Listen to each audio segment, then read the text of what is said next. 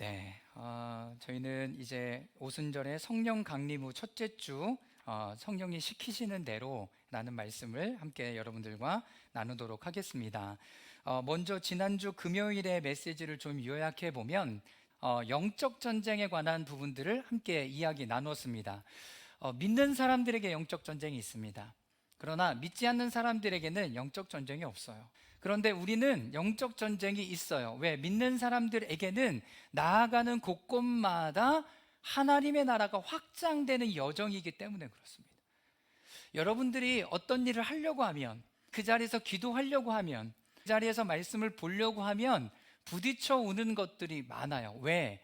여러분들이 그 자리를 확장하고 회복하고 완성해가는 그 여정 가운데 있기 때문에 그렇습니다. 여러분들이 구원받은 이유는 창세기로 모습이 다시 회복되어지고 회복, 확장, 완성해가는 것이 하나님의 비밀의 경륜인 거예요. 그렇기 때문에 영적 전쟁이 있는 거죠. 두 번째, 영적 전쟁의 싸움터는 어딘 줄 아십니까? 내 옆에 사람이 아니에요. 내 상사가 아니에요.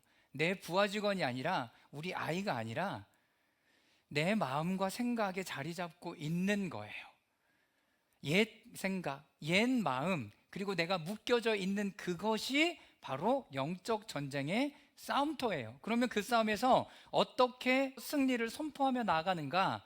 내 생각과 마음으로가 아니라 말씀 그대로를 선포하는 거예요. 말씀 그대로를 선포하는, 하나님의 말씀이 이렇게 되어 있구나, 이렇게 나는 선포한다, 이렇게 나아갈 때 영적 전쟁 가운데 승리를 선포하며 나아가는 거죠. 여러분, 사단은 우리가 어떤 존재인지를 계속 잊게 해요. 창세기 2장에 하나님께서 아담과 하와를 지으시고 말하는 대로 살아가게 하신 그 존재인 것을 잊게 한다고요. 권세와 능력을 가지고 있는 것들을 잊게 한다고요. 그리고 그냥 그 자리에 머물게 한다고요. 두 번째는 뭘 일으킨다고요? 문제를 일으킨다고요. 우리 안에 문제를 일으킨다고요. 계속 누구에 대한 문제, 질병, 재정에 관한 이슈, 그리고 남편에 대한, 아내에 대한, 자녀에 대한, 그리고 상황과 환경에 대한 이슈를 계속 일으켜내서 내가 하나님과의 자녀로 그렇게 살아가지 못하도록 계속 만들고 있다는 거죠. 여러분들은 지금 뭐에 관심이 있으세요? 어떤 것에 관심이 있고 어떤 문제를 해결하려고 내 에너지를 다 쓰고 있냐고요. 여러분, 사단이 지금 열어내는 그 일 가운데 하나님 앞에 집중하지 못하게 해요. 이것이 사단이 방해하는 방법 중에 하나인 거예요. 어떻게 이 공격에 맞설 수가 있는가? 여러분, 그리스도 안에 계셔야 돼요. 그리스도 안에 계셔야 돼요. 전신갑주를 이야기할 때도 너희가 그리스도 안에서 강건하고 악한 세력의 불화살에 맞설 수 있도록 믿음의 방패, 구원의 투구, 성령의 검, 진리의 허리띠, 평화의 복음에 예비한 신, 이거를 입는 거예요. 하나님 안에 거하는 거 없이 구원의 투구를 쓰고 믿음의 방패를 가지면 뭐예요? 말씀의 검을 휘두르면 뭐예요? 내가 예수도 알고 바울도 아는 너는 누구냐? 이렇게 물어본다고요. 그러니 아무 능력이 없어요. 하나님의 말씀 안에 있어야 돼요. 그리고 무엇보다도 그리스도께 순복해야 돼요. 내 생각으로 십자가, 내 생각으로 마늘, 내 생각으로 생수가 아니라 예수님의 방법으로 나아가야 되는 거죠. 예수님의 말씀으로. 그리고 또 한 가지, 마지막으로는 공동체와 함께 이 영적 싸움을 해나가야 돼요. 공동체와 함께. 공동체는 모두가 지체래요. 지체. 눈, 코, 입, 손과 발, 머리, 몸통, 여러분, 이런 것들이 함께 모여 있을 때 온전한 육체가 되는 거잖아요. 나는 그 지체일 뿐이에요. 예수 그리스도를 머리로 해서 우리는 한 몸이 되는 거라고요. 그런데 어떤 문제가 생겼다고 해서 그거는 걔 문제, 걔가 해결해야 되는 문제가 아니라 우리가 함께 기도하며 싸워 나가야 되는 일이라는 것들을 잊지 마시라는 거예요. 얘기를 해야죠. 제가 이런 어려움이 있습니다, 이런 힘듦이 있습니다, 같이 기도해 주십시오. 여러분, 우리는 영적 전쟁터에 있습니다. 그 이유는 하나님의 나라를 회복, 확장, 완성해 가는 것, 내 정체성, 내가 누구인지를 계속 기억하십시오. 그리고 그리스도 안에 거하시고 성령님이 우리 안에 좌정하고 계시다는 것들을 잊지 마십시오. 그리고 성령님께서는 우리가 필요한 것이 무엇인지 이미 다 알고 계시고, 빌립보서에는 아무것도 염려하지 말고 오직 모든 일에 기도와 간구로 너희 구할 것을 하나님께 감사함으로 아뢰라 말씀드리면 된다라는 거예요. 아빠, 제가 뭐가 필요해요. 하나님, 제가 이게 필요합니다. 하나님, 제가 이 부분들이 열려지기를 기도합니다. 올려드리고 여러분 그 기도 끝내세요. 내 마음을 이제 하나님께 또 드리세요. 그거 안 되는 거 계속 붙잡고 계시지 말고요, 하나님께 감사함으로 올려드렸으면 그 다음의 여정은 하나님과 관계를 맺어가요. 그래서 내 머릿속에 걱정과 근심과 마음과 이 모든 것들을 메모장에 다 메모해 놓고 이거 끝. 하나님, 나 이렇게 올려드립니다. 아멘. 그리고 또 하나님께서 주시는 지혜와 마음을 또 내 마음에 채워놓고, 하나님 또 이런 거 주시는군요, 감사해요. 또 메모하고 그거 비워내고. 여러분, 방법을 바꿔보고 싶지 않으세요? 저는 그 얘기 듣고 방법을 바꿨어요. 머릿속에 막 떠오르는 생각, 오늘 아침에도 제가 너무 일찍 일어난 거예요. 그런데 머리에 막 하나님의 말씀 막 떠오르는 거예요. 빨리 비워내야 되겠다. 그리고 아침에 일어나서 6시 반에 일어나갖고 드르르르 다시 쳤어요. 그리고 싹 비워냈어요. 그리고 또 하나님이 부어주실 것들을 기억해요. 기도하는 거죠. 사랑하는 여러분, 여러분들 안에 하나님의 임재가 계속 부어지도록 여러분들의 생각과 마음과 여기 안에 있는 것들을 계속 비워내는 일들을 할 수 있기를 바랍니다. 여러분, 그거 붙잡고 계시지 말라고요. 감사함으로 하나님께 올려드리고 그 기도 끝. 하나님께서 하나님의 때에 하나님의 방법으로 하나님의 일하심으로 해결해 주실 거예요. 풀어가실 거라고요. 여러분, 그거를 믿고 신뢰하고 올려드리고 나는 하나님과의 관계에 더 어떻게 하라고요? 집중하라고요. 집중하라고요. 무슨 말씀인지 아시겠죠? 자, 오늘은 성령님이 시키시는 대로 성령님은요, 각 사람에게 내려 앉으셨다. 지난주에 식사하면서 함께 나눠보니까 내려 앉으셨다라는 단어가 여러분들 마음 가운데 되게 많이 와닿았던 모양이에요. 저도 그랬습니다. 자, 사도행전 2장 1절부터 4절. 그런데 하나님께서는 우리 가운데 자리 잡으시고 이제는 하나님과의 원래적인 존재로 계속 교통할 수 있도록 우리를 만드셨어요. 이거는 구원을 완성하는 일이에요. 여러분들이 구원의 완성의 여정 가운데 함께하고 있는 거라고요. 그렇기 때문에 계속 주님과 교통하는 일들이 있으셔야 돼요. 자, 오늘 본문인 에스겔서 36장 24절에서 27절까지 말씀은 이제 성령님과 이제 어떻게 살아가기를 원하는가, 성령님이 우리 가운데 부어주신 이유는 무엇인가를 살펴보게 됩니다. 36장 24절에서 27절까지요, 저와 여러분들이 한 절씩 교독하며 읽어보도록 하겠습니다. 내가 너희를 이방 민족 가운데서 데리고 나오며 그 여러 나라에서 너희를 모아다가 너희의 나라로 데리고 들어가겠다.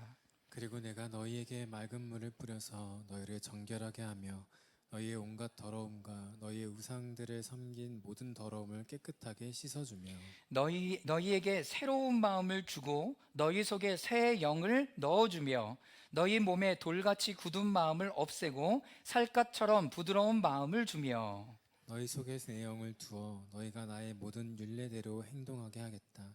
그러면 너희가 내 모든 규례를 지키고 실천할 것이다. 네, 여러분, 에스겔서는 이스라엘 백성들이 바벨론 포로 가운데 끌려가 있을 때 쓰여진 서신이죠. 자, 그런데 이 사람이 뭐라고 예언을 하고 있냐면 너희를 이방 민족 가운데 데리고 나오고 그 여러 나라에서 너희를 모아다가 너희를 너희 나라로 데리고 들어가겠다. 그리고 너희에게 맑은 물을 뿌려서 정결하게 하고, 예수 그리스도의 그 십자가의 보혈과 물을 뿌려서 너희를 정결하게 하고 온갖 더러움과 우성으로부터 너희가 섬긴 것을 모든 더러운 것들을 깨끗하게 씻어주며, 물과 피로 여러분들을 깨끗하게 씻어주고 이제는 무슨 얘기를 하고 있어요? 우리의 마음에 새 마음을 주고 너희 속에 새 영을 넣어주며. 여러분, 이거 보면서 뭐 생각나세요? 예수 그리스도의 십자가의 사건, 그리고 오순절의 성령의 강림의 사건, 그죠?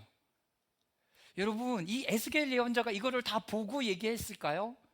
환상 가운데 보고 얘기했을 수도 있고, 아니면 그냥 하나님 내 마음에 그런 마음을 선포하게 하시는 거예요. 그런데 더 중요한 것은 27절 말씀이죠. 내 속에 너희 영을 두어. 사도행전 2장 4절 말씀에 보면 자리 잡게 하고 앉게 하셔서 라고 하는 얘기랑 똑같죠. 그런데 그 이유는 뭐냐면 너희가 나의 모든 율례대로 행동하게 하겠다. 그러면 내가 너희 모든 규례를 지키고 실천하겠다라고 얘기해요. 하나님이 우리 가운데 성령을 부어주신 이유 뭐예요? 새 영을 부어주신 이유 뭐예요? 하나님의 말씀대로 살아가게 하려고. 여러분들이 예수님을 믿게 하신 이유 뭐라고요? 하나님의 말씀대로 살아가게 하려고. 여러분, 그런데 너희 마음에 새로운 마음, 새로운 영, 돌같이 굳은 마음을 없애고 살갗처럼 부드러운 마음을 준대요, 하나님께서. 이것이 지금 성령이 우리 가운데 하시는 일이, 그 안에 하나님의 영을 두는 거예요. 여러분, 이 일은 언제부터 예언되어졌던 말씀이에요? 에스겔서에 예언되어졌던 하나님의 말씀이 되는 거죠. 이 말씀이 사도행전 2장 4절에 그대로 이루어지죠. 사도행전 2장 3절 말씀 다 같이 읽어보겠습니다. 시작. 그리고 불길이 솟아오를 때 혓바닥처럼 갈라지는 혀들이 그들에게 나타나더니 각 사람 위에 내려 앉았다. 각 사람 위에 내려 앉아요. 여러분, 그것이 우리 안에 성령님이 가득 충만하게 임하신 거예요. 자, 이제는 어떻게 하신다고요? 모든 율례대로 그러면 너희가 내 모든 규례를 지키고 실천할 것이다. 하나님 이렇게 말씀하세요. 하나님이 우리에게 성령을 부으시는 이유 뭐라고요? 하나님의 말씀, 규례와 율례를 실천하게 하시려고. 그러니까요, 여러분, 성령의 세례를 받은 사람, 성령이 우리 가운데 임한 사람들은 계속 하나님의 말씀을 볼 수밖에 없어요. 왜요? 하나님의 말씀이 뭔 줄 알아야 실천해 가죠. 하나님의 말씀이 내 안에서 뭐라고 얘기하는지 알아야 실천해 가죠. 그렇죠? 그러니까 하나님을 만났다는 첫 번째 증거는 뭔지 아세요? 아, 제가 방언이 터졌어요. 제 삶이 변화되었어요. 그거보다 더 중요한 건 말씀을 사랑해요. 말씀을 사랑한다고요. 말씀을 사랑해서 끊임없이 말씀을 보고 있어요. 자, 마태복음 22장 35절에서 40절까지 말씀인데요. 그러면 이 율례와 규례가 뭐냐는 거죠. 이 율례와 규례. 자, 제가 한번 읽어보겠습니다. 그리고 그들 가운데 율법 교사 하나가 예수를 시험하여 물었다. 선생님, 율법 가운데 어느 계명이 중요합니까? 예수께서 그에게 말씀하셨다. 내 마음을 다하고 목숨을 다하고 내 뜻을 다하여 주 너의 하나님을 사랑하라 하였으니. 뭘 하래요? 하나님을 사랑하래요.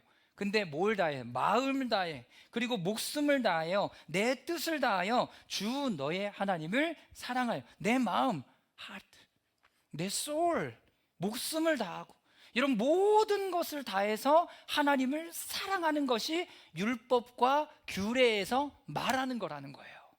내가 하나님을 지금 사랑하고 있나? 하나님 사랑 어떻게 하는 거야? 네, 하나님의 말씀을 보고 그 말씀대로 살아가는 것이 하나님을 사랑하는 거예요. 하나님을 사랑하는 거예요. 내 생각 안에서 난 이렇게 하는 게 맞아, 이렇게 하는 게 맞아, 이렇게 하는 게 맞지, 이거를 하는 게 아니라 내 생각으로는 이것이 틀린 일이라도 하나님이 맞다고 하시면 그 일을 하는 것이 하나님을 사랑하는 거예요. 두려워하지 말라라고 했는데 난 자꾸 계속 두려워해. 걱정 근심하지 말라고 얘기하는데 계속 걱정 근심하고 있어. 여러분, 이게 하나님을 사랑하는 게 아니라 이게 불신앙이라고요. 불신앙이라는 거예요. 근데 그 믿음이 나에게서부터 출발하면 안 돼요. 하나님으로부터 출발해야 돼요. 자, 이것이 가장 중요하고 으뜸되는 계명이다. 둘째 계명도 이와 같은데 내 이웃을 내 몸과 같이 사랑하라 한 것이다. 이 두 계명은 온 율법과 예언자의 본뜻에 달려 있다. 우리 안에 성령님은요, 하나님을 사랑하고요, 이웃을 사랑하도록 우리를 이끌어낸다라는 거예요. 근데 목사님, 왜 이 사람하고 있을 때 계속 내 마음은 부딪히고 힘들죠? 네, 사랑하려고 하는데 내 안의 본성과 생각과 마음이 그 사랑을 방해하는 거라고요. 그 사랑을 방해하는 거라고요. 그러니까 어떻게 해야 돼요? 하나님께 물어요. 하나님, 내 마음이 왜 불편하죠? 이거를 물어야 된다고요. 그게 그냥 패스가 되지 않아요. 왜? 똑같은 상황에 똑같은 환경이 똑같이 우리에게 주어질 거니까 이 문제를 하나님 앞에 해결하고 나가야죠. 자, 성령의 말하게 하심에 따라 성령이 시키시는 대로. 사도행전 2장 4절 말씀에 보면 성령 받은 그들, 부심을 받은 그들, 내려앉은 그들은 이제 성령이 시키시는 대로 말하기 시작합니다. 성령이 시키시는 대로 말해. 내 안에 말씀하시는 대로 말하기 시작해요. 이것이 승천 이후 우리의 구원의 완성, 이제 삶으로 나아가는 삶의 실제 모습이 되는 거죠. 자, 이제는요, 내 안에 성령님이 말씀하는 대로, 말씀하시는 대로 해보는 훈련을 하는 거예요. 할렐루야. 그러려면 어떻게 해요? 말씀 안에 좀 머물러 봐야 돼요. 머무르면서 하나님의 말씀이 뭐라고 얘기하는지 여러분 계속 들어야 됩니다. 제가 지난주 금요일 날도 말씀드렸잖아요.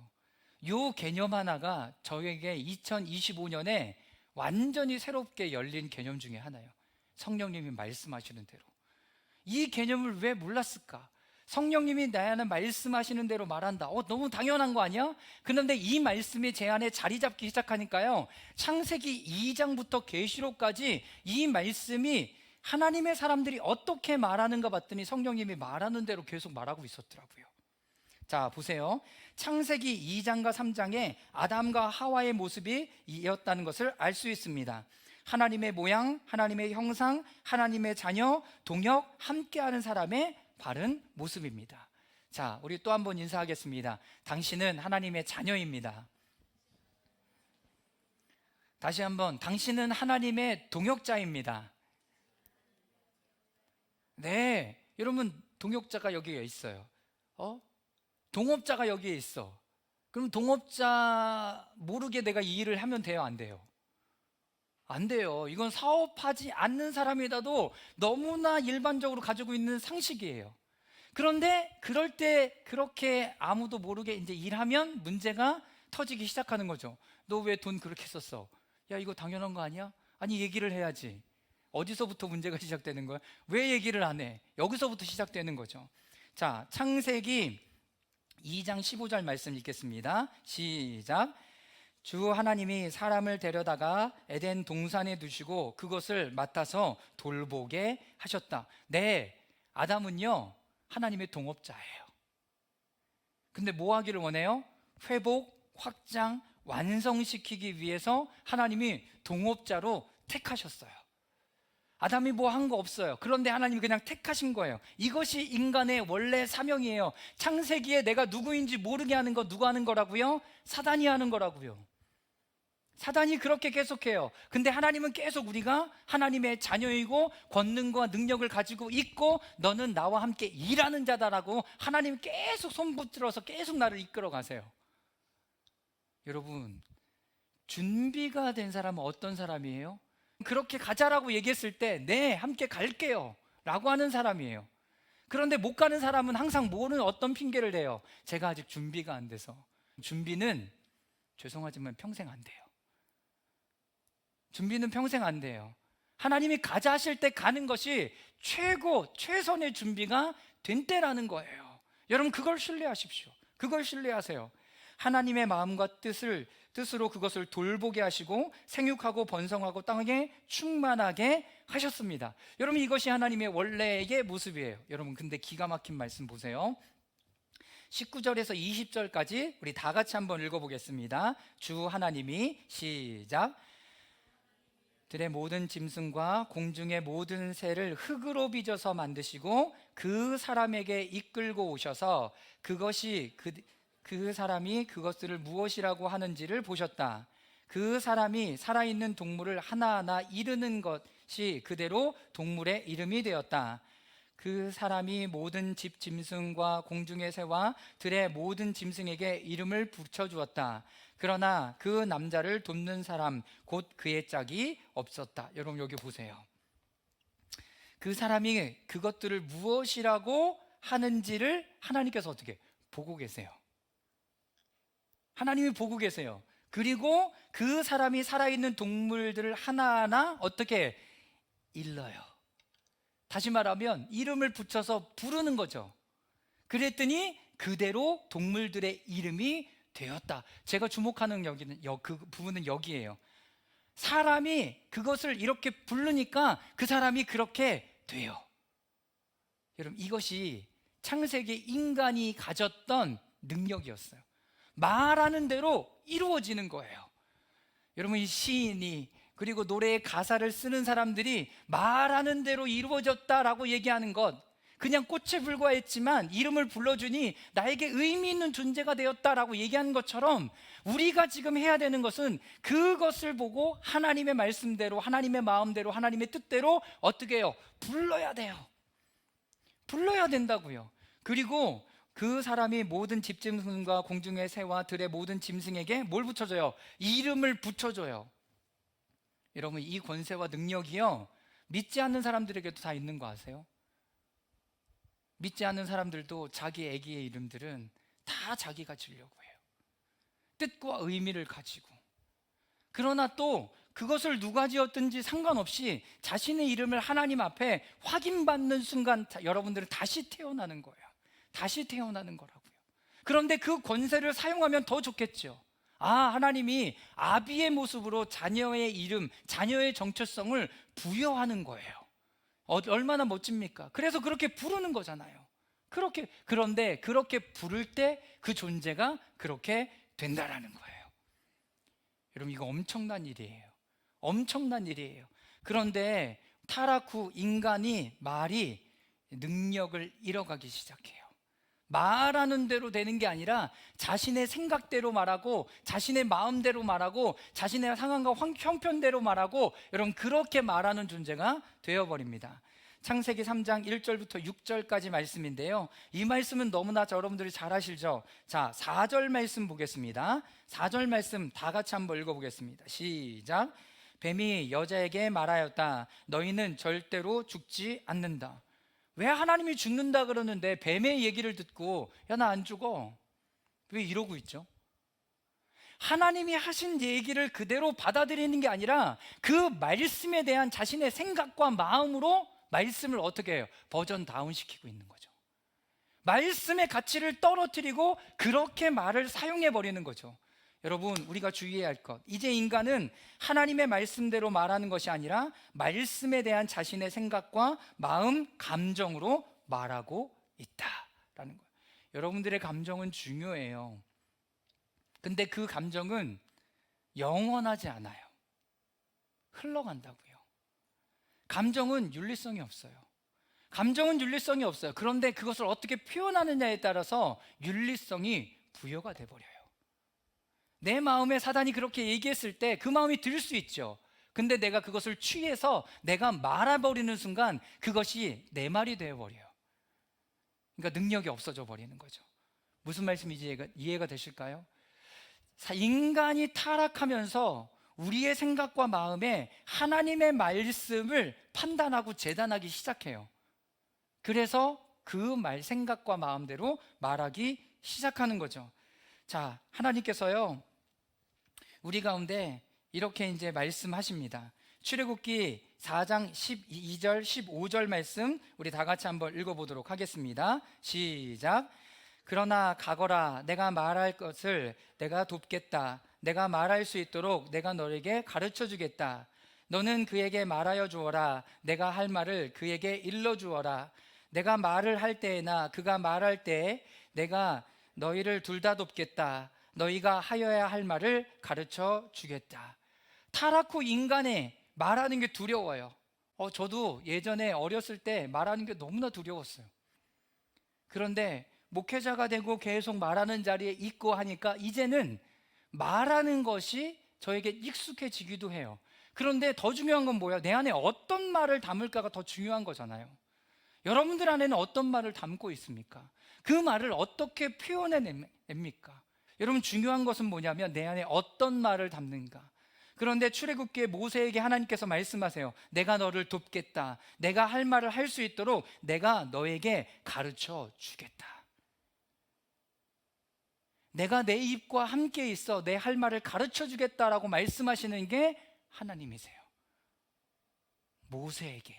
그리고 바로 앞에 섰을 때도 모세는 하나님의 말씀을 선포하기 시작합니다. 또 이렇게 얘기해요. 15절에 내가 말을 할 때나 그가 말을 할 때 내가 너희를 둘 다 돕겠다. 아론 그리고 모세 둘 다를 하나님께서 돕겠대요. 도우시는 분이 누구예요? 보혜사 성령님. 여러분, 그분이 우리와 함께 하셔서 우리에게 할 말을 가르쳐 주시는 거예요. 성령님의 부으심을 경험한 우리의 말, 여러분 어떻게 돼야 될까요? 이제 말을 바꿔야 돼요. 워딩을 바꿔야 된다고요. 계속 여러분들에게 말씀하시죠. 내 생각과 마음에서 흘러나오는 이야기를 하는 게 아니라 그 안에서 하나님께서 지금 뭐라고 말씀하시는지를 듣고 그 얘기를 해야 돼요. 자, 광야에서 사단이 예수님 시험하죠. 자, 신명기 8장 3절 말씀 다 같이 읽어보겠습니다. 시작. 주님께서 당신들을 낮추시고 굶기시다가 당신들도 알지 못하고 당신들의 조상도 알지 못하는 만나를 먹이셨는데 이것은 사람이 먹는 것으로만 사는 것이 아니라 주님의 입에서 나오는 모든 말씀으로 산다는 것을 당신들에게 알려주시려는 것이었습니다. 지금 나 배고파. 나 배고프고 돈도 필요하고 아프기도 하고 힘들기도 해. 그런데 사단이 너무나 그걸 잘 알고 너 이거 능력 있잖아. 돌을 명해서 떡덩이로 바꿔서 먹으라고 얘기한다고요. 그렇게 하라고 얘기한다고요.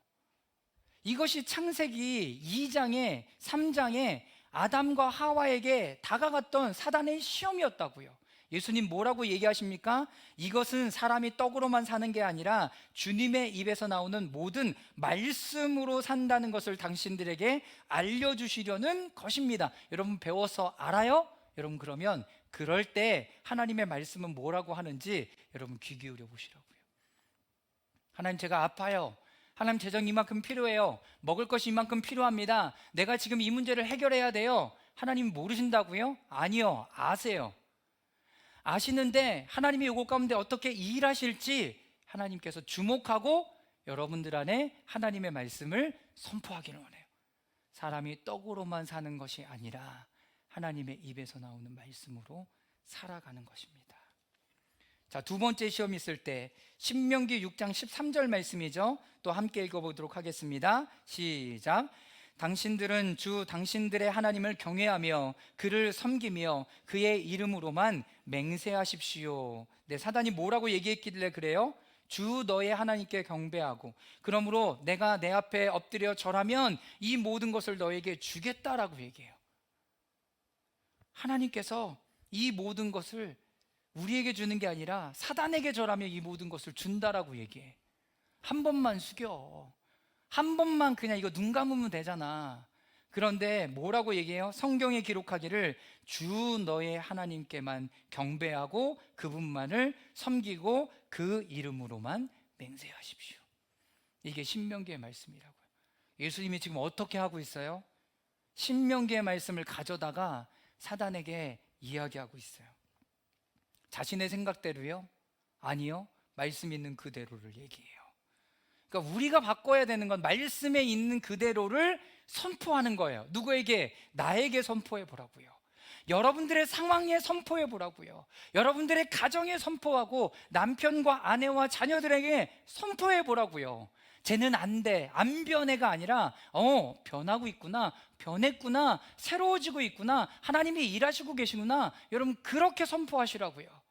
그게 하나님의 말이라고요. 하나님의 말. 자, 마지막. 그들이 손으로 너를 떠받쳐서 너의 발이 돌에 부딪히지 않게 할 것이다 하였다. 예수님이 성경에 기록하기를 주 너의 하나님을 시험하지 말라 하였다. 신명기 6장 16절이죠. 다 같이 한번 읽어보도록 하겠습니다. 시작. 주 당신들의 하나님을 시험하면 안 됩니다. 여러분 하나님 시험하지 마세요. 해주나 안 해주나, 이렇게 하라 그랬는데 해주나 안 해주나 여러분 그렇게 하지 말고요. 여러분 그냥 받아들이는 거예요. 내 안에 그것을 심는 거예요. 심는 거라고요. 그런데 내 의지로 하나님 제가 심어요, 내가 심어요, 내가 심어요가 아니라 하나님이 내 안에 심게 하신다고요. 아까 어떤 것처럼 하나님께서 시키시는 대로 이 말씀이 제 안에 심겼어요. 그랬더니 창세기부터 계시록까지 하나님께서 어떻게 말하게 하는 사람들을 통해서 일하는지를 보게 하셨다고요. 이게 심겨진 거예요. 아, 이게 맞구나를 확인하게 되는 거죠. 예수님은 말씀 그대로를 선포하세요. 이제 우리도 예수님과 같이 말해야 됩니다. 성령님은 우리에게 그렇게 말할 수 있게 가르쳐 주시고 생각나게 하십니다. 요한복음 14장 26절인데요. 우리 다 같이 읽어보겠습니다. 그러나 보혜사, 시작. 그러나 보혜사 곧 아버지께서 내 이름으로 보내실 성령께서 너희에게 모든 것을 가르쳐 주실 것이며 또 내가 너희에게 말한 모든 것을 생각나게 하실 거래요. 여러분, 저는 이 말씀을요 예전부터 붙들고 있었어요. 아, 성령님이 내 안에서 말씀해 주시는구나. 아, 성령님이 가르쳐 주시는구나. 성령님이 내 안에 생각나게 해 주시는구나. 하나님, 나에게 가르쳐 주세요. 나에게 생각나게 해 주세요. 여러분, 이렇게 하나님 앞에 나아가는 거죠. 자, 마태복음 10장 19절에서 20절까지 말씀인데요, 우리 또 읽어보도록 하겠습니다. 시작. 사람들이 너희의 강과에 넘겨줄 때 또 어떻게 말할까, 또 무엇을 말할까 하고 걱정하지 말아라. 너희가 무슨 말을 해야 할지 그때 지시를 받을 것이다. 말하는 이는 너희가 아니라 너희 안에서 말씀하시는 아버지의 영이다. 할렐루야. 여러분, 여러분 안에서 누가 말한다고요? 하나님의 아버지의 영이 여러분들 안에서 말한다고요. 여러분, 얼마나 신나요? 얼마나 신나요?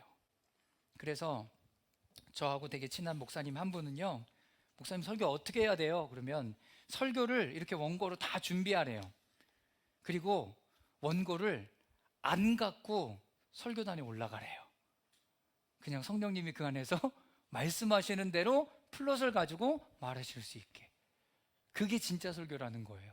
또 어떤 분은 뭐라고 얘기해요? 설교문 그대로 해야 된다라고 얘기하시는 분들도 계시죠. 여러분, 하나님께서 우리 가운데 생각나게 하세요. 특별히 여기는 어떻게 관가에 너희를 넘겨줄 때, 재판을 받으러 갈 때, 내가 이렇게 되면 말하면 될까? 이렇게 말하면 될까? 이렇게 말하면 될까? 여러분, 그렇게 생각하지 말래요. 하나님께서 이미 우리 가운데 계시고 생각나게 해주시고 말하게 하실 거래요. 할렐루야. 여러분, 이제 두려워하지 않아도 되겠죠. 여러분, 이거를 해보셔야 돼요. 여러분, 하나님께서 생각나게 하시고 내 안에 말씀하신, 누가? 성령님, 아버지의 영이 내 안에 말씀하게 해주신다고요. 그런데 또 한 가지도 경계해야 되고, 내가 말 잘하는 사람이잖아요. 그런데 그런 분들은 설교 준비를 안 해요. 설교 준비를 안 해요. 우리 안에 말씀하시는 이는 아버지의 영이에요. 하나님의 성령이라고요. 여러분들의 생각과 마음으로 다 조절해도 그 상황에 가면 그 말이 필요가 없어. 그러니까 또 하나님께 구해야 되는 거예요. 그러려면 차라리 처음부터 하나님께 구하면서 나아가세요. 자, 그러면 성령님이 시키시는 말하는 내용은 뭔지 아세요? 제가 이거 설교 이거 준비하다가 또 기가 막힌 거 하나 발견했잖아요. 자, 사도행전 2장 11절 말씀 읽어보겠습니다. 시작.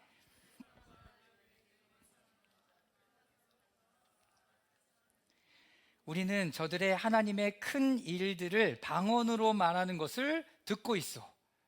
제가 여기서 주목했던 일은 뭔지 아세요? 말하는 건데 무슨 말을 하냐면 하나님의 큰 일을 말해요. 자, 여러분, 큰 일을 헬라어로 뭐라 그러는지 아세요? 큰 일. 메가요, 메가. 우리가 너무나 잘 아는 메가 커피. 그냥 이 메가라는 뜻은요, 사이즈가 큰 것만을 이야기를 하는 게 아니라 헬라어로 커다란 일, 이런 표현으로 쓰는데, 이 일은 하나님의 일을 표현할 때만 사용되는 단어가 메가라는 단어인 거예요. 야, 메가 커피를 우리가 인수해야 될 것 같아. 하나님의 큰 일을 행하는 커피. 그러니까 막 나에게 뭐 카페인을 줘갖고 이만큼 줘갖고 너무나 열심히 일하게 하는 게 아니라, 이 일은 누가 하는 일이냐면 하나님이 하시는 큰 일이라는 거예요. 그러니까 이 사람들이 뭐래요? 유대 사람들과 유대계에 개종한 사람들과 크레타 사람들과 아라비아 사람들인데, 우리는 저들이 하나님의 큰 일을 방언으로 말하는 것을 듣고 있어. 여러분들이 말하는 일은 그럼 무슨 말이 돼야 돼요? 하나님의 큰 일이 돼야 돼요.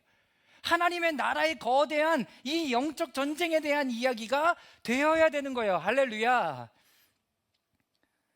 여러분, 이 일을 여러분들의 일로 선포하라고요. 하나님이 이렇게 해주실 것입니다. 하나님이 이미 하셨습니다. 내 안에 하나님께서 낫게 하셨습니다. 하나님이 이미 채우셨습니다. 하나님이 이미 일하셨습니다. 여러분, 그 일을 이야기하는 거예요. 이 사람들이 지금 예수님의 제자들과 성령의 부으심을 받았던 사람은 충만하게 돼서 하나님이 계획하신 일들을 지금 말하고 있어요. 야, 내 계획이 이번에 돈 이만큼 벌어서 여행 가는 거잖아. 여러분, 그런 일 말고요, 하나님의 큰일. 하나님께서 이렇게 하시니까 이렇게 하시는구나. 하나님께서 이렇게 하실 것입니다. 땅끝까지 이르러 내 증인이 되라 하셨습니다. 우리가 그 증인으로 달려갑니다. 하나님께서 성령을 부으셨습니다. 여러분, 이렇게 얘기하는 거예요. 이렇게. 누가복음 1장 49절 말씀 제가 읽어볼게요. 힘센 분이 나에게 큰 일을 하셨기 때문입니다. 그분의 이름은 거룩하고. 이거 누가 했던 말이에요? 이거 누가 했던 말인 것 같아요? 마리아가 했던 말이에요. 마리아가 지금 무슨 일을, 나에게 성령으로 임신하게 하시고 내 안에 하나님의 아이를 가졌는데 이것이 하나님의 큰 일이라는 거예요. 하나님의 경륜 가운데 일어났던 그 일이라는 거예요. 그 일이 누구에게 나에게 이루어졌습니다 라고 얘기하는 거예요. 여러분들을 구원하신 일은 하나님의 큰 일이에요. 여러분들을 회복하신 일은 하나님의 큰 일이에요. 여러분들이 내일 아침에 일어나게 하시는 것은 하나님의 큰 일을 이루기 위해서 하나님께서 이루어 가시는 일이라고요. 할렐루야. 여러분, 하나님의 큰 일을 이야기하는데 우리가 작게 말할 수 없잖아요. 하나님의 큰 일을 행하십니다. 자, 마태복음 5장 19절 말씀인데요, 우리 다 같이 한번 읽어보도록 하겠습니다. 시작. 그러므로 누구든지 이 계명 가운데 아주 작은 것 하나라도 어기고 사람들을 그렇게 가르치는 사람은 하늘나라에서 아주 작은 사람이라 일컬어질 것이요, 또 누구든지 계명을 행하여 가르치는 사람은 하늘나라에서 큰 사람이라고 일컬어질 것입니다. 할렐루야. 여러분, 왜 큰 사람이에요? 여러분, 몸집이 커서 큰 사람이 아니라 하나님의 큰 비전을 가지고 있기 때문에 큰 사람인 거예요. 할렐루야. 여러분, 큰 비전을 가지세요. 큰 비전을 가지세요. 하나님의 나를 통해서 많은 학생들을 회복하게 하시겠구나. 하나님이 나를 통해서 많은 사람에게 생명의 물을 흘려내게 하시겠구나. 하나님이 나를 통해서 건강하게 만드시겠구나. 하나님이 나를 통해서 이런 일들을 하시겠구나. 여러분, 내 몸집은 작아도 여러분, 큰 비전을, 하나님의 비전을 가지라고요. 자, 옆에 사람을 보고 이렇게 인사해 주세요. 당신은 큰 사람입니다. 네, 어떻게 큰 사람이라고요? 이 하나님의 말씀 중에 지극히 작은 것 하나라도 계명을 가르치는 사람. 가르치는 게 뭐예요? 선포하는 거잖아요. 여러분, 그 사람이 큰 사람이라고요. 하나님의 말씀을 나누는 사람이 큰 사람이라고요. 하나님의 비전을 선포하는 사람이 여러분 큰 사람이라고요. 큰 사람이라고요. 왜 하나님 저에게 자꾸 큰 일을 얘기하시는지 모르겠어요. 자, 시편 126편 2절 말씀 다 같이 읽어보겠습니다. 시작. 그때 우리 입에는 웃음이 가득 찼고 우리의 혀에는 찬양의 함성으로 가득 찼다. 그때 너 말하였다. 주님께서 그들의 편이 되셔서 큰 일을 하셨다. 여러분, 이게 무슨 일이에요? 이스라엘 백성들이 바벨론 포로로 갔을 때 하나님께서 그들을 구원해서 여러분 바벨론 시켰을 때의 모습인 거예요. 너무나 기쁜 거죠. 입에는 웃음이 가득해요. 와, 이제 다시 우리의 땅으로 돌아간다. 우리의 혀는 찬양의 함성으로 가득 차요. 얼마나 찬양을 부르면서 왔을까요? 여러분, 그들이 지쳐있고 힘들었지만 그들의 마음은 이렇게 표현될 정도로 여러분 좋았던 거예요. 근데 백성들이 뭐라고 얘기해요? 이 다른 나라 백성들이 주님께서 그들의 편이 되셔서 큰 일을 행하셨다.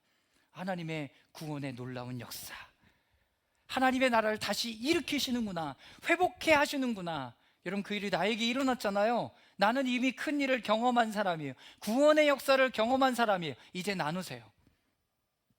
이제 나누시라고요. 여러분들의 발걸음을 옮기세요. 그리고 나누세요. 하나님이 이런 큰 일을 하셨습니다. 하나님의 비밀의 경륜, 하나님의 계획, 하나님의 나라의 일, 하나님께서 그 일을 직접 하셨을 때, 그리고 이제는 그 일을 우리와 함께 하기를 원하시는 거예요. 그리고 하나님의 사람들은 그것을 알고 말합니다. 성령이 시키시는 대로, 성령이 말하게 하시는 대로 말하기 시작해요. 그랬더니 기적과 놀라운 일들이 일어나요. 하나님의 나라가 확장되기 시작해요. 할렐루야. 여러분, 이것이 지금 우리에게 주시는 하나님의 말씀이에요. 성령이 시키는 대로 말하라는 거예요. 내게 일어난 구원의 놀라운 역사들을 말하라고요. 멈춰져 있지 말고 말하라고요. 내 안에 하나님께서 지금 일하고 계신 것들을 말하라는 거예요. 자, 오순절 성령의 강림 이후에 제자들의 말을 보겠습니다.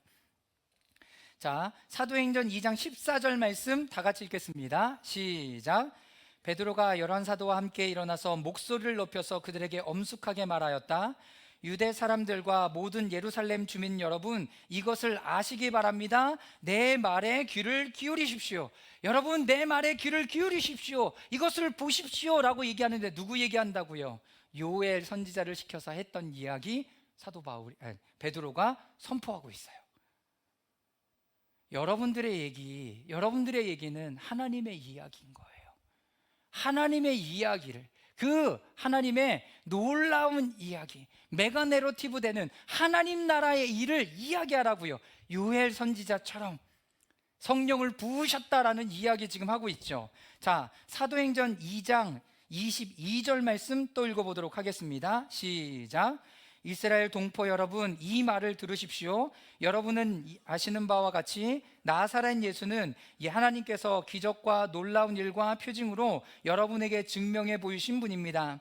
하나님께서는 그를 통하여 여러분 가운데서 이 모든 일을 행하셨습니다. 자기의 일이에요? 아니, 내 안에 일하신 하나님의 일. 여러분, 이거 나누는 거예요. 이거 나누는 거라고요. 이거 나누는 거라고요.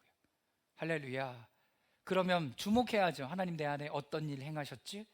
그러면 내가 하나님께 구하고 기도해야 되죠. 하나님, 발목 낫게 해주셔야 돼요. 하나님, 발목 낫게 해주세요. 선포해요. 그리고 하나님 앞에 기도해요. 그리고 하나님을 올려드려요.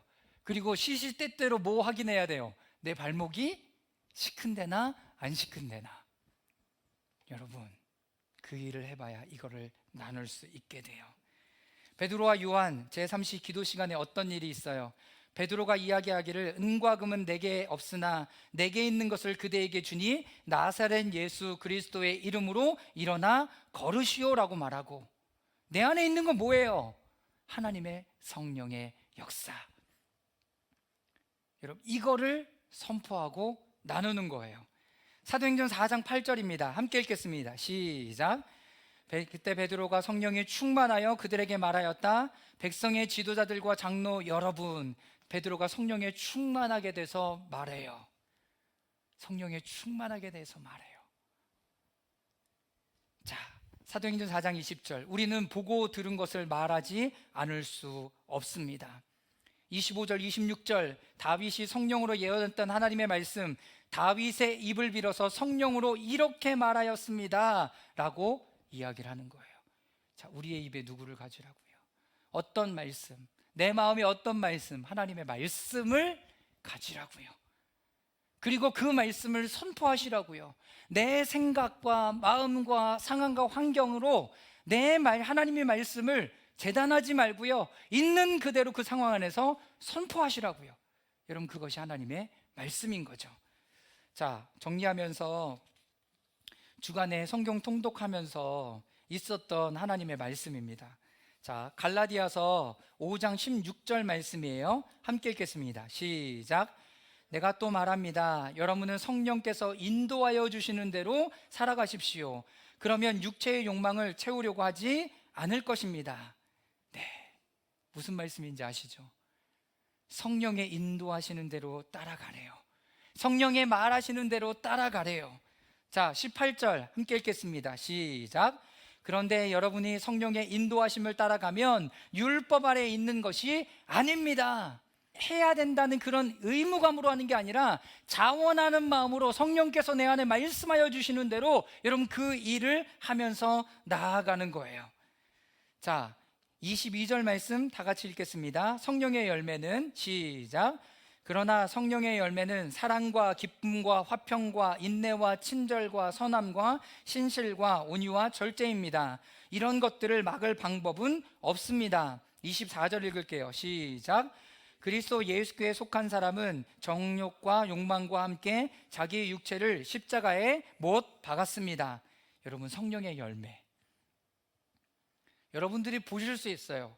내 안에 지금 성령을 따라가는가 보면 사랑, 기쁨, 화평, 인내, 친절, 선함, 신실, 온유, 절제, 성령의 9가지 열매들이 나타나고 드러나게 되는 거예요. 짜증, 비판, 힘듦, 어려움, 여러분 그거 다 뭐예요? 뭐예요? 육체의 일이죠. 육체의 일인 거예요. 아, 내가 지금 짜증나기 시작했어. 아, 내가 성령을 안 하고 있구나. 여러분 그거 아시라고 하는 거예요. 아, 나 힘들어. 아, 내가 지금 성령으로 안 하고 있구나. 무슨 말씀인지 아시겠죠? 분별하라고요. 성령의 열매를 아예 여러분들의 핸드폰에 써놓고 내 감정이 일어날 때마다 들여다 보시라고요. 감정은 어떻게 될 수 있다? 일어날 수 있다라는 거예요. 일어날 수 있어요. 그러면 내가 하나님 앞에, 하나님 성령의 열매로 덮어주십시오.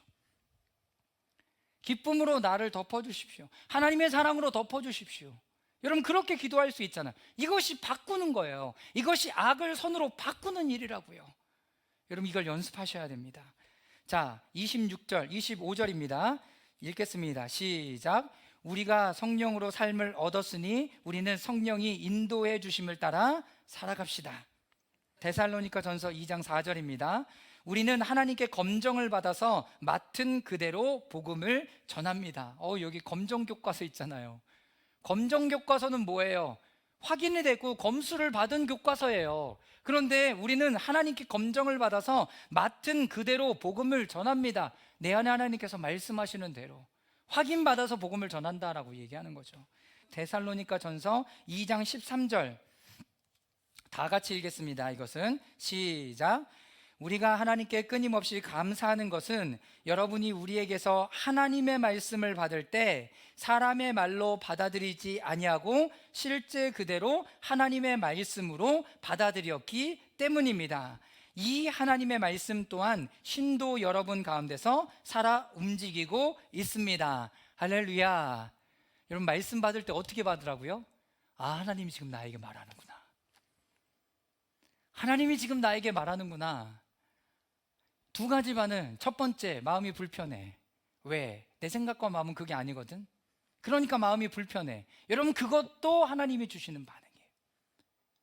하나님이 주신. 두 번째, 말씀을 받아들여서 내 안에 이거 대박, 내 안에 심어. 이 두 가지 반응이 일어나는 거예요. 이 두 가지 반응이 일어난다고요. 오늘 말씀 너무 힘들었어. 나 이 계속 책망하는 것 같았어. 나 어려웠어. 나 너무 힘들다. 오늘 예배 망쳤어. 여러분 아니에요. 하나님이 일하신 거예요. 그거 하나님이 일하신 거라고요. 하나님이 말씀하신 거라고요. 그렇기 때문에 내 안에 불편한 거라고요. 또 한 가지, 이 말씀을 들을 때마다 제가 오늘 이 말씀을 정리하면서 기도했던 건 사람의 말로 받아들이지 아니하고 실제 그대로 하나님의 말씀으로 받아들였기 때문입니다. 여러분들 마음에 찰떡같이 받아들여서 하나님이 내 안에 일하시는구나. 헐 대박, 이거 내 마음에 심어. 내 안에 심어. 나 하나님의 말씀 내 안에 그냥 심어. 이 말씀을 하나님 말씀 또한 신도 여러분 가운데 어떻게 해요? 살아 움직여 역사하고 계시다고요. 할렐루야. 여러분들의 아픈 곳을 향하여 기도하세요. 선포하며 기도하. 하나님 다 낫게 하셨습니다. 하나님 이미 행하셨습니다. 나에게 그 생명이 흘러넘칩니다. 하나님의 말씀의 능력이 내 안에 흘러넘칩니다. 여러분 이미 끝난 거죠. 이미 끝난 거죠. 여러분 그거를 여러분 안에 선포하세요. 그거를 여러분 안에 선포하세요. 여러분 하나님께서 이 후반기에는 실질적인 영역으로 가기를 원하세요. 여러분 실제의 삶을 살아가기 시작하십시오. 내 안에 말씀하시는 그 하나님의 말을 말하기 시작하십시오. 그리고 내가 하나님께서 가라고 하는 곳에 가기 시작하시고 내 손과 발을 움직이기 시작하시고요. 내 마음과 감정이 일어날 때 그 하나님의 말씀을 하나님께 올려드리며 선포하기 시작하십시오. 그것이 지금 우리가 해야 되는 일이 되는 거죠. 여러분 기도할까요? 기도하면서 여러분 오늘 하나님 앞에 하나님 내 마음과 생각을 주님 앞에 새롭게 가져가기를 원합니다. 하나님 나에게 더 위로부터 부어주십시오. 하나님은 그 위로부터 하나님께서 성령의 능력을 충만하게 더 부어주셔서 이제는 나의 생각과 마음과 지식으로 달려가지 않고 상황과 환경에 묶이지 않고 하나님의 말씀으로 선포하며 나아가는 저희가 되기를 원합니다. 하나님 아버지 부어주시옵소서.